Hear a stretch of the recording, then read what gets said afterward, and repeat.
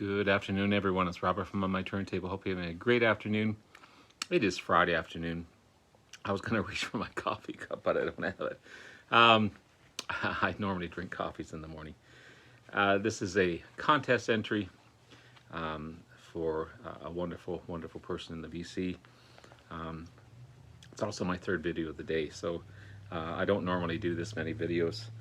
I did a video on my Great Band You Need to Listen To series. I was on with the great Larry Graves, Canadian Stud Muffin, and Glenn Calloway from The Basement, ranking songs from Led Zeppelin 1 and 2, which wasn't easy to do. It was a difficult choice, but it was a lot of fun doing it with those guys. And this is for a contest entry. So if it wasn't for the person involved, I would have probably done this a little later on, tomorrow or the next day type of thing. But this is for a wonderful friend of mine, Sam St. John, an amazing guy in the BC who's becoming a very good friend. We've collaborated a lot in a lot of videos with, again, Larry Graves and Glenn Calloway, Chris Prophy. We've worked together with him. We talk a lot on Messenger. We message each other all the time. I just sent him some VCLT, so hopefully he receives it soon. Hope he likes what I sent him as well. Just an all-around great guy. He's a musician, great singer as well. Knows his stuff. Really into Americana. So Tom Petty, Bruce Springsteen, Bob Dylan, all those great artists. And he's having a contest, a push to 300 subs contest, and he'll get there. He's at 263 as we speak. He's not that far away, and with this contest, he'll definitely surpass that. Let's get him to 500 subs. Rules are kind of simple, because I've listened to a lot of stuff in the last little while. He says, name the last 5 artists you've listened to, and that's a ton of artists. But I chose 5 main ones that I've really been focusing on. Really good stuff, I feel anyway. Obviously you have to subscribe to Sam's channel, make a video entry, and let Sam know that you've made that entry. It's going to be drawn on the 17th of March, and I believe it's for a $25 Amazon gift card. So let's all go to Sam's channel, like, subscribe, leave wonderful comments to Sam, hit that notification bell, and let's get him over 300 subs for sure, because he deserves it. And I'm just hitting that notification bell now, even though I always get notifications that he's submitted a video. I always like to see these things. And again, I wouldn't be putting another video together if it wasn't for Sam. So kudos to him. And he had asked me about a contest, and I said, yeah, go for it. I think it's a great idea. So let me start off with who I'm going to show. This has been a listen. I think I have to listen to it a few more times to get it. Even though I love this band, I love the artist involved. It's a bit of a listen, and it's different than what I'm used to from this band. But this is the Zealot Game by Jethro Tull. Really to me, an Ian Anderson album. Yes, he has band members playing with him, but no original members playing with him. This has a lot of religious themes in it, even though it's not a religious album. He's very knowledgeable in his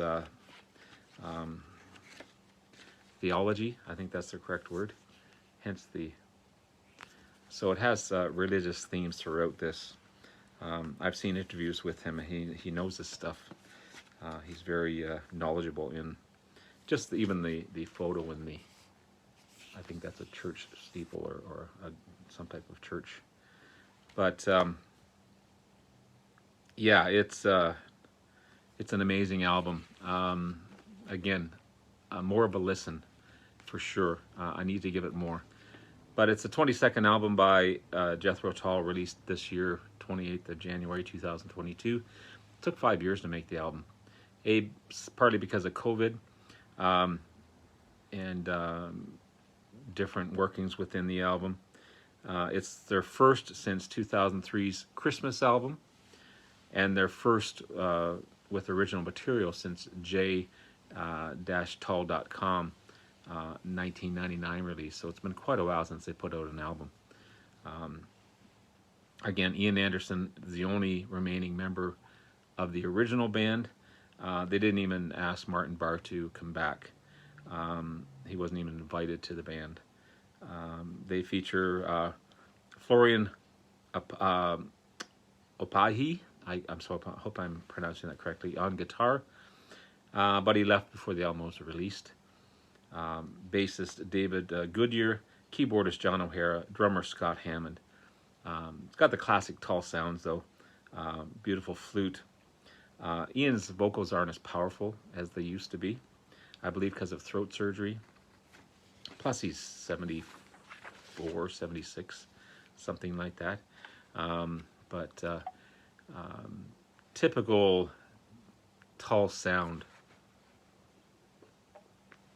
Only toned down a bit because it doesn't have that Martin Barre grunge or grit to the guitar work. You got Mrs. Tebbett's great opening track, Jacob's Tale, harmonica instead of a flute, acoustic guitar as well. Something like a bard would sing. I've been watching the Witcher series, and of course the famous bard that sings in there, you know, telling tales and that type of thing. That's the type of feeling from that song. Mine is the Mountain. Great dramatic track, classic flute solo, rockin' track as well. You got the title track, the Zealot Gene, cool opening riffs, rockin' track, probably the heaviest on the album as well. Shoshana Sleeping. I love the duo between the flute and guitar in this one. Just a great song. Sad City Sisters, folk type of song as well, with an odd English sound to it. Classic Tull flute, love the accordion in it as well. Then you got Baron Beth, Wild Desert John. Kind of a weird title, but you got heavy riffs fill the track. Love the lead work as well. I like that song, I really like it. The Betrayal of Joshua Kind, another heavy track. Where Did Saturday Go? Maybe the weakest track on the album. I'm not really liking that song. I got to give it more of a listen. Three Loves Three, nice little track as well. In Brief Hesitation, again, love the harmonies between the guitar and the flute in this one. The Fishermen of Ephesus, great way to end the album. He can definitely tell a story. He's such a prolific writer. Again, more of a listen, but a great album to listen to and to discover. And glad to have it in my Tull collection, which is growing. As well as this classic here. This is Neil Young, Crazy Horse, Barn, the album Barn. Almost a vinyl album type of. There's the and it was created in a barn. That's the barn there. Just a little barn that he has on his ranch that he refurbished and refinished. The 41st album by Neil Young and the 14th with Crazy Horse. Just imagine 41 albums. Just remarkable. December 21 is the release. Great sound of the album for sure. And of course you've got Crazy Horse, which is Niels Lofgren, Billy Talbot, and Ralph Molina. Billy Talbot on bass and Ralph Molina on drums. There's also a documentary film that I watched on YouTube. I believe it's on Blu-ray as well. The Dara Hannah, his wife, Neil's wife, did all the recording of it. So it starts off with Song of the Season, classic harmonica and acoustic tracks. I love the accordion in it as well. And then you got the heavy Heading West, just that rockin' crazy horse style. And then you got Change Ain't Never Gonna, nice bluesy bar song, kind of Louisiana style on that one. And then you got sorry, I think it's Can American, but it's Can or It Can. I think what he's tried to do is tell a story of how he was Canadian, now then he became American.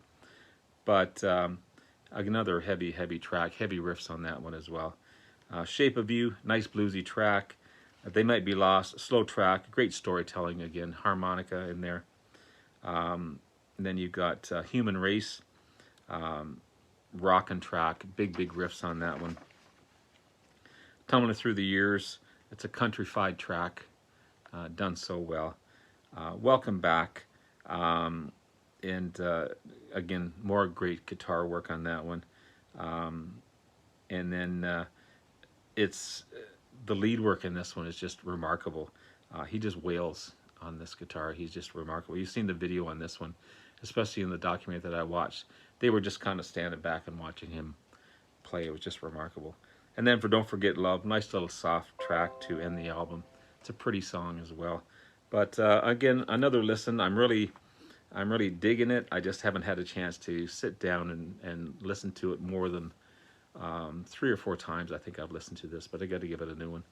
But and these guys are looking their age for sure. But the minute they start to sing and play, you know it's these guys. So great album. Love it. Next is more of a band that I'm really discovering than each individual song. But the band is Marillion. I just picked this one up yesterday. This is their debut album. So there's really 2 different versions of Marillion. Great British prog band, formed in 1979. I'm really getting into these guys, becoming one of my favorite bands for sure. Again, 2 different bands, one with the Fish era, and one with Steve Hogarth at the lead helm, which is the current version of the band. This is Script for a Jester's Tear. It's a remarkable album. Again, I just got it, so I'm still listening to it, still getting into it. But it features Fish, or Derek William Dick is his name, is a Scottish singer-songwriter, sometimes actor as well. But really remarkable album from what I've heard so far. Steve Rothery, an amazing guitarist on this one. Mark Kelly on keyboards and Mick Pointer on drums. Then you've got another Fish album. This is Misplaced Childhood. I love the artwork on that one as well. This is also been remastered, and I think is this one. No, that's not this one. So Misplaced Childhood is a 1985 release, 3rd album by the band, based on the childhood of Fish, loosely based on the childhood of Fish. This is Clutches at Straws, their 4th album, 1987 release. The last one to feature Fish on this one, but really good album. And then we have the beginning of the Steve Hogarth era, an amazing vocalist. Really brings, I want to say brings life to the band, gives it a more dynamic range and feel to the band. This is the 5th album, and their first with Steve Hogarth. Remarkable. This is the Season's End, 1989 release. Then you have Holidays in Eden, the 6th album, 1991 release. And this is Brave. I just picked this one up not too long ago as well, a couple of days ago actually. The 7th album, based on a real-life story of a missing girl who was eventually found. But when they found her, she didn't reveal what had happened. She was either traumatized or just refused to speak about it. This is also a Steven Wilson remix. An amazing job of this remix on this one. And 1995's Afraid of Sunlight, the 8th album by the band. 2007's Somewhere Else, the 14th album by the band. And a live album, All One Tonight. It's a live album based at the Royal Albert Hall. It's a 2018 release, but it's showcasing their 2016 album Fear. There's the band there. Remarkable live album. I hate these types of CD cases. They always, actually it was broke when it had broken, sorry, when I received it from Amazon, but that doesn't take away from the greatness of the album, and they are definitely a band that you need to see live, I believe. But amazing. So yeah, the first side is Fear Live. So I don't have the Fear studio album, so I have that. I'm glad I have it on this live track. And then All One Tonight is different songs from different albums, but it's amazing live album. So that is Marillion, definitely a band I'm listening to, definitely a band I'm getting into, as well as this next band. I mentioned Steven Wilson remixes on a lot of band. Well, he has this little band called Porcupine Tree. Of course, he created in 1987. Just a remarkable artist. I need to get more of their albums, but I do have 1985's The Sky Moves Sideways. This is a fairly recent album that I purchased, and again, I'm listening to this. This is a double album with bonus tracks and that type of thing. But it's a 1985 release, their third studio album. And then I have this one here. This is 2002's In Absentia, the 7th album by the band. Really good stuff, one of my favorites. Then 2005's Dead Wing. I believe this is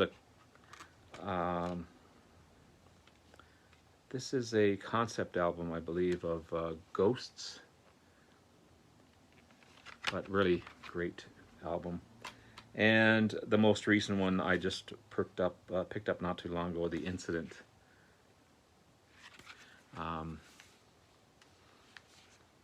So good. So that's Porcupine Tree, and because it features Steven Wilson, I'm getting into his solo work as well. I only have 2 of them so far, but an amazing artist. He's remixed and remastered so many great albums by different bands. Of course, Marillion, which I showed you, Jethro Tull, he did Aqualung with Jethro Tull, sorry. Jethro died, he did the Octopus album, and another one, I can't remember which one it is. He's done Pink Floyd, King Crimson, so many great bands that he's remixed and remastered. Also a great solo artist. He really is. But I need more of this stuff. This is 2015's Hand Cannot Erase, an amazing album by Mr. Steven Wilson. Great listen. And 2021's The Future Bites. This is more of a electronic neo-disco type of album, but it's not a bad album. It's a unique sound, but it definitely works because he's doing it. He just wanted to do something different. So there's what I've been listening to. 5 amazing bands. Band I'm really getting into. Actually, a couple of bands: Porcupine Tree, Steven Wilson, Marillion. Of course, I've already know Jethro Tull. I already know Neil Young. I've got a lot of Jethro Tull, some Neil Young, not a lot, but what can you say? These guys are iconic. So Good luck to Sam. Please go over to Sam's channel, like, subscribe, leave wonderful, wonderful comments to him. Have yourself a wonderful day and take care. Bye now.